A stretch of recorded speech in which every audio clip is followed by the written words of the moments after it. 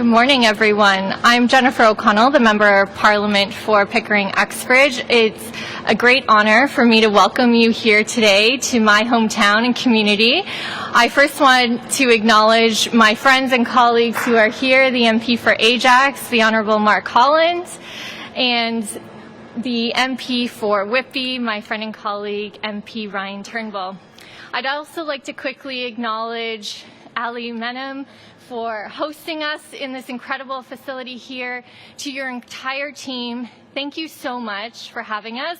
It was a great thrill to be able to invite the Prime Minister here to see the incredible work you're doing, to support families and to support our broader community, because that's what it's really about when you have a business here, your family, and to support each other. So thank you so much for hosting us. But I know we are all here to see our special guests today back in Pickering. I'm very proud to work with and serve under the leadership of this Prime Minister, and I know all of you are very excited to see him as well. So without further ado, I'd like to introduce the Right Honourable Prime Minister Justin Trudeau. Thank you so much. Good morning, bonjour tout le monde. Thank you, Jen, for your intro, but also for your incredibly hard work here in Pickering. I want to thank as well Ryan Turnbull and Mark Holland, local MPs, for being here. Thank you, Ali, and the extraordinary team you have here for welcoming us today. And thank you all for being out here. It's great to be back in Pickering. I want to begin by taking a moment to offer my deepest condolences to the loved ones of the two South Simcoe police officers killed in the line of duty. I know the families of people who serve are always worried for their loved ones as they step forward to serve their communities, to keep the rest of us safe. And I can't imagine what those families are going through. Please know that we stand with you as families. We stand with all those who step up to serve and protect us all, and we will continue to be there to support those families and their colleagues and the entire community of Innisfil as they mourn this loss. Je veux offrir mes plus sincères et profondes condoléances aux familles des officiers tués à Innisfil. C'est une tragédie terrible pour les familles, pour la communauté. Nous allons être là pour les accompagner dans ces moments extrêmement difficiles. Aussi, avant de commencer, je veux prendre un moment pour parler de l'Ukraine et de l'escalade des attaques illégales et injustifiables de Vladimir Poutine. Au cours de la fin de semaine, les gens ont été horrifiés de voir des frappes contre des civils. Le Canada continue à condamner ces comportements brutaux et répréhensibles, et on continue de soutenir la défense de l'Ukraine contre les envahisseurs russes. This morning, Minister Anand announced an additional $47 million in military aid to Ukraine, including artillery ammunition, winter clothing, and drone cameras. Canada continues to stand up for human rights and the rule of law around the world alongside our allies, because we know that without it, we risk squandering the decades of peace that led to the prosperity so many have benefited from.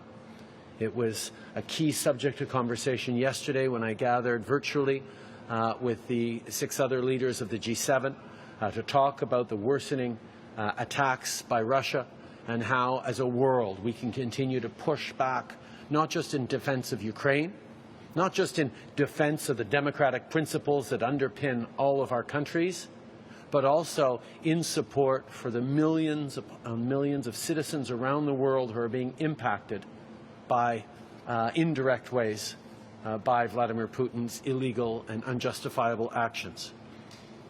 That's a part of what brings me today to Pickering here in the GTA, where people are feeling the effects of Putin's war firsthand as food and energy prices go up, adding to the global inflation crisis. The rising cost of living has been hitting families hard. My colleagues and I have been hearing it directly from Canadians. I had the chance to talk to Tracy and her 2 kids earlier. Talked about the fact that it's getting harder and harder to buy fresh fruits and groceries, that the prices are going up for just about everything. We know. Families across Canada are working hard to get through this pandemic. And let's be clear, Canadian families did the right thing during these past years. They stayed home when they had to. They looked after each other.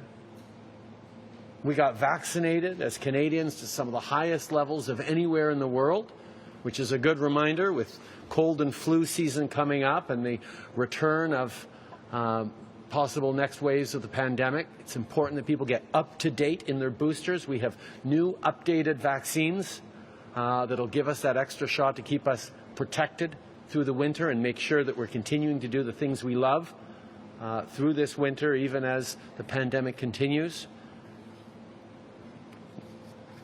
But it's been a hard couple of years, and I know people are tired. And now, like Tracy, I know a lot of people are worried about making ends meet. Our government is here to help people who need it the most, folks in the middle class and people working hard to join it. That's why the very first thing we did in Parliament this fall was to put forward the Cost of Living Relief Act bills to help make life more affordable.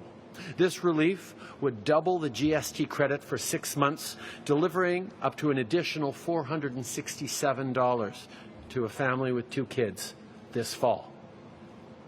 It's going to help about 11 million families across the country, more money in their pockets just as a time as people are looking at this winter with worry that the bills are going to be heavy.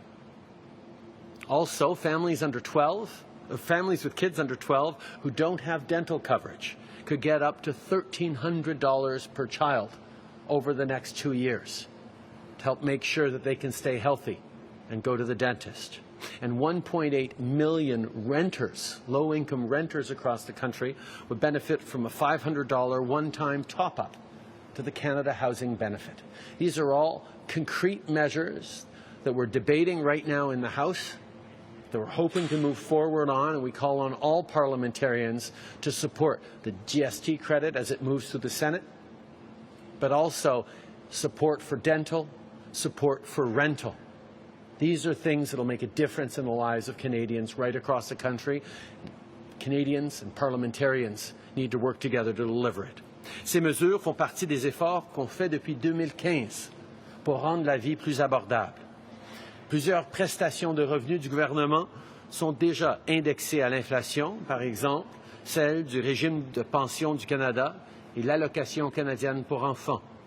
Cet été, les paiements de la sécurité de la vieillesse destinés aux personnes âgées de 75 ans et plus ont augmenté de 10%.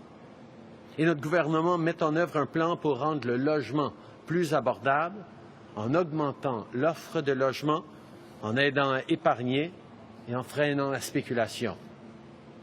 We're also helping families with young children who are already saving thousands of dollars a year thanks to our plan to deliver $10 a day childcare, including many families here in Ontario who are beginning to see rebates in their childcare fees. Those are hundreds, even thousands of dollars. That makes a real difference at a time where every penny counts as we're supporting our young families. And on Friday, the next Climate Action Incentive quarterly rebate payments are going out. That's the fact that the price on pollution we brought in a number of years ago actually returns more money to the average families. And that quarterly payment is going out this Friday. Here in Ontario, the fall rebate for a family of 4 is $186, part of the $745 total that you'll get this year in Ontario. Payment goes to Canadians who live in provinces with the federal price on pollution, that is Ontario, Manitoba, Saskatchewan, and Alberta. And again, for the vast majority of families, for the hard-working families of the middle class and those working hard to join it, you get 80%, you get more money back from that price on pollution than you pay on average. Depuis 2015, on s'efforce de rendre la vie plus abordable et de bâtir une économie qui comprend tout le monde.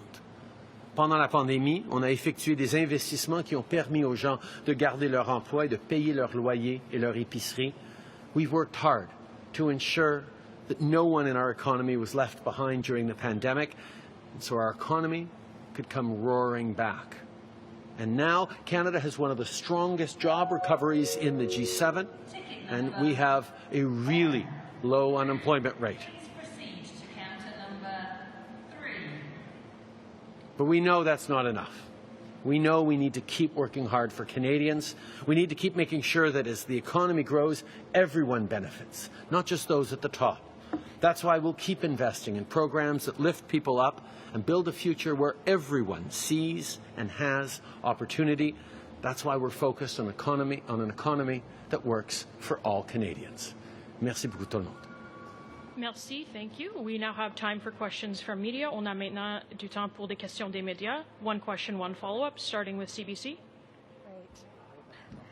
Thank you so much. Idil Musa from CBC News. Prime Minister, last week, former Ottawa Police Chief Peter Slowly said he stepped down from his job because the public was beginning to lose trust in the Ottawa Police Service, and he needed to mitigate that.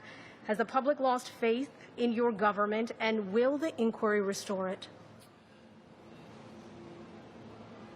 The convoy blockades of last winter massively disrupted the lives of Ottawa residents, of people relying on supply chains that come across the borders. It was something that Canadians experienced with real concern, which was why we moved forward with measures that are not to be taken lightly, but that we brought forward with the Emergencies Act in a time-limited, measured way to be able to get the situation back under control. And that's exactly what we did. But part of that process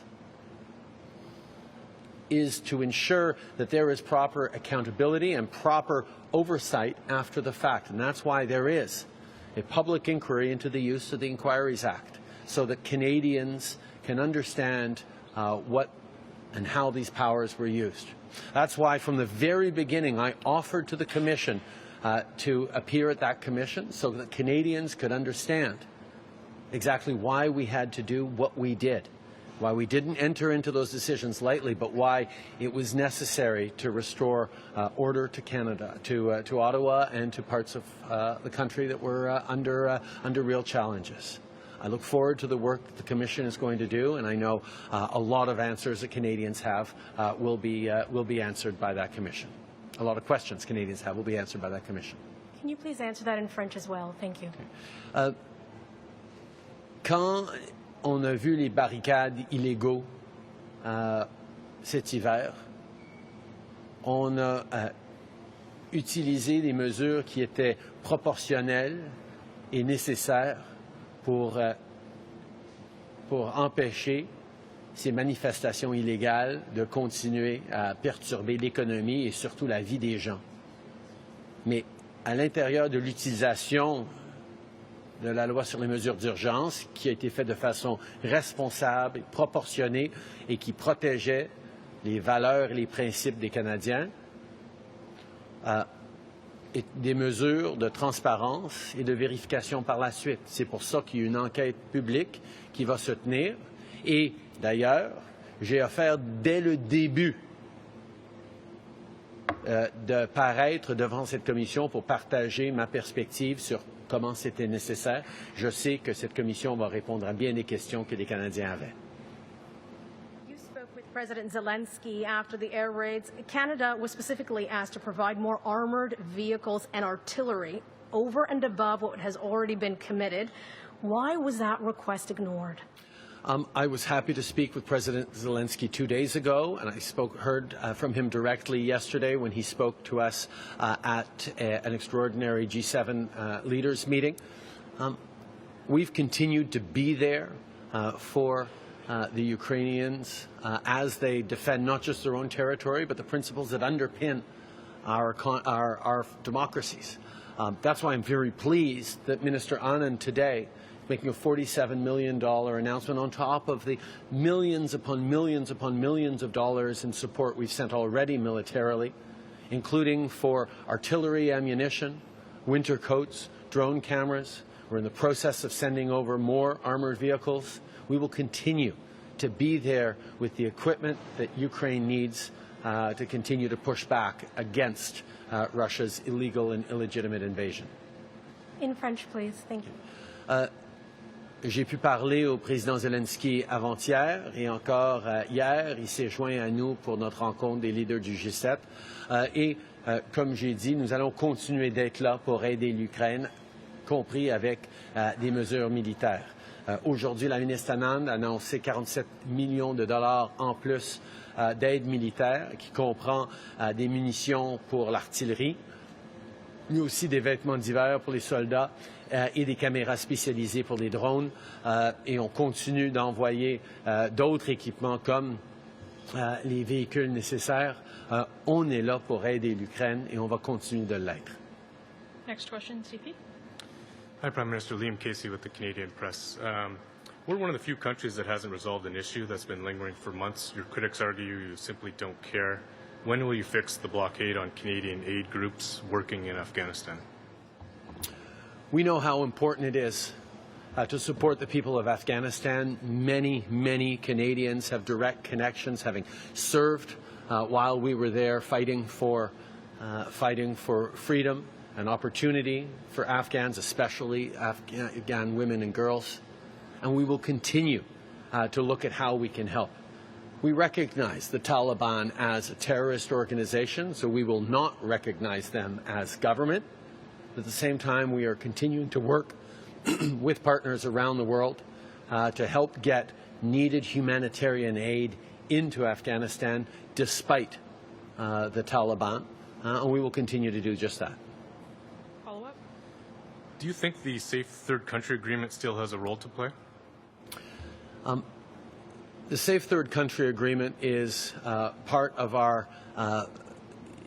system of immigration that ensures that the system works not just in Canada but around the world. There are clear criteria that we need to follow and values that need to be upheld, and we continually ensure that our system is strong and robust. We are in discussions with the United States about improvements to the Safe Third Country Agreement.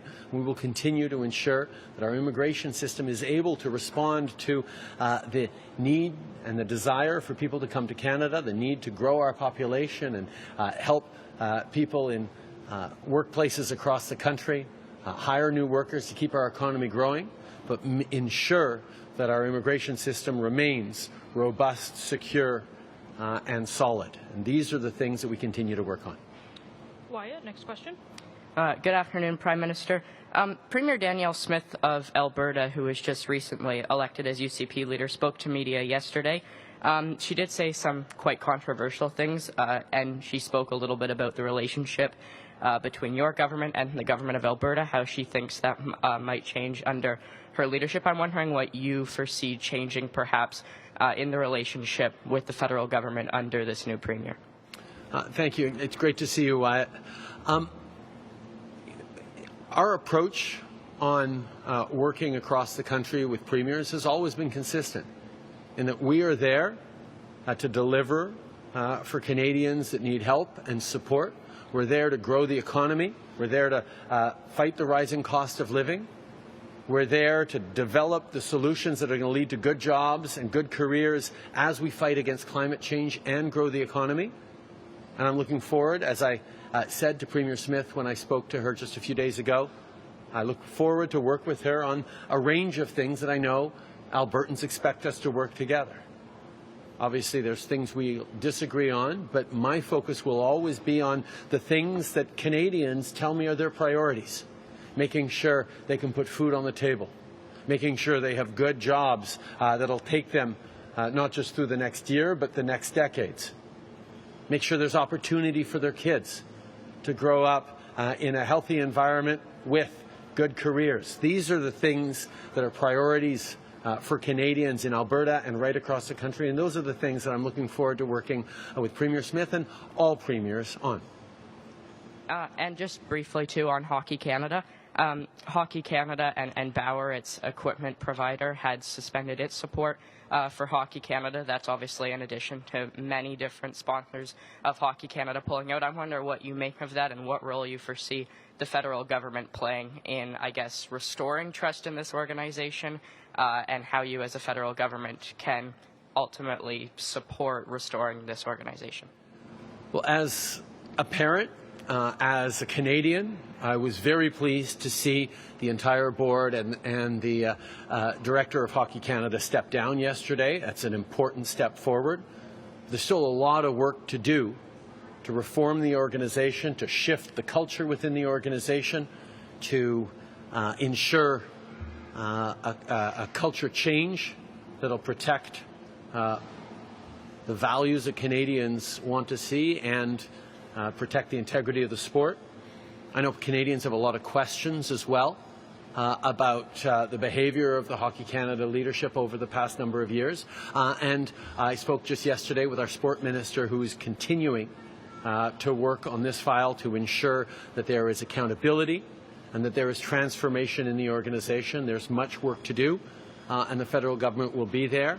And I wanted to highlight that all the different corporate sponsors that have responded to the concerns that Canadian families have expressed, continue to do good work as they push for better answers from Hockey Canada. Okay. And last question, City. Hello, Jamie with City TV. The Greater Toronto area has lost 4 police officers in the last month or so.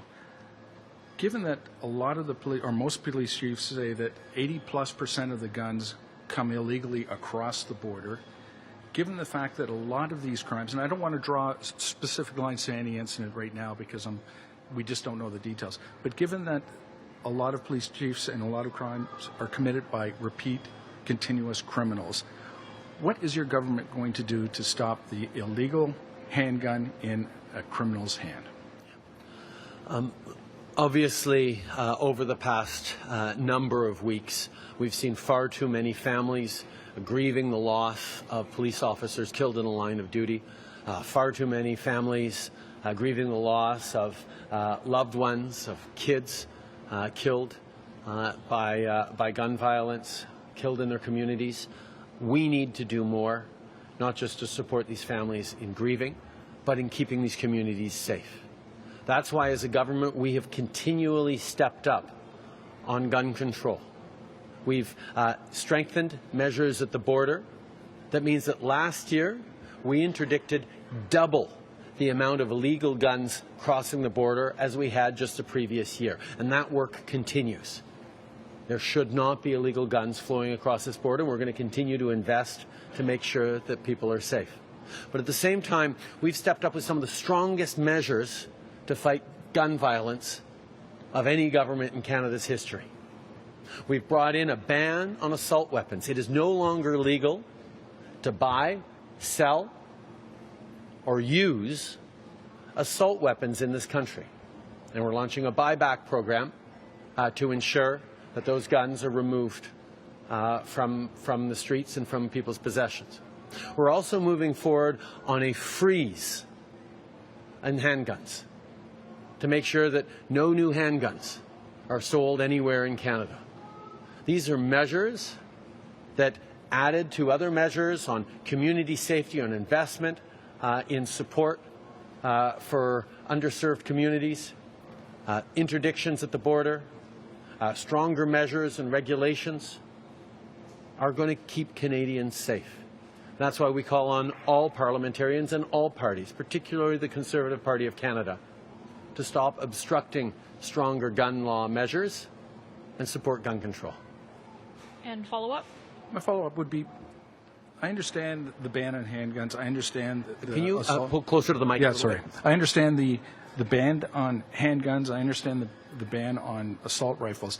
But I'm asking about the criminal that's continuously involved with the law, having an illegal gun in their possession and getting involved in firefights. There are a few different ways that criminals get their hands on guns in this country. One is guns crossing the border. And that's why we've stepped up significantly on interdicting guns at the border. Like I said, last year we stopped double the amount of guns that we had the previous year, and we're continuing to invest further. The second way is people buy guns legally on the market and then sell them to criminals. That's going to be more difficult because we brought in a ban on assault weapons. It's now illegal to buy, sell, or use assault weapons in this country. And we brought in a freeze on handguns. It's no longer possible to purchase handguns in this country. That's the second way people get handguns in this, guns in this country. The third way to get guns in this country is by stealing guns from either gun shops or legal gun owners. And we're also bringing in stronger measures to strengthen the rules and the conditions of storage. The vast majority of gun owners in this country follow safe storage rules, but we need to make sure that everyone does, and we're strengthening those rules as well. There's no one easy answer to solve the challenges faced by gun violence in this country. I can tell you one thing: Conservatives are wrong when they say the way to solve gun violence is to do less gun control. Okay, thank you. That concludes today's press conference.